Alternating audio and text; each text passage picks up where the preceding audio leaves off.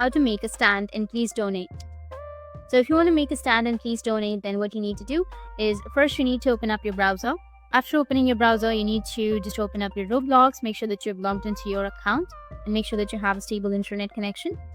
And once you're on your Roblox, you need to just go with create section, which is on the top left. From create, you need to go with dashboard. Under dashboard, you need to go with your experiences. Once you're here, you need to scroll down and go with monetization section. Under that, you will have passes. You need to click on passes and you need to go and create a pass. So in my case, I've already created, but if you've not created a pass, you need to go with create a pass and then enter the name, the image, description, and create your pass. And after creating your pass, you need to select the pass, like for example, this one. And after selecting your pass, you need to go with sales. Under sales, make sure that you've turned on the item for sale and set your default price. After setting your default price, you can go back. Once you're here, you need to go with please donate, which is right here, and then go with start, get inside please donate.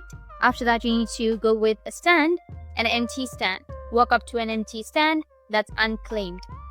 You can see that it says unclaimed on your stand. Walk up to your stand and then hold E on your keyboard. That will claim the stand.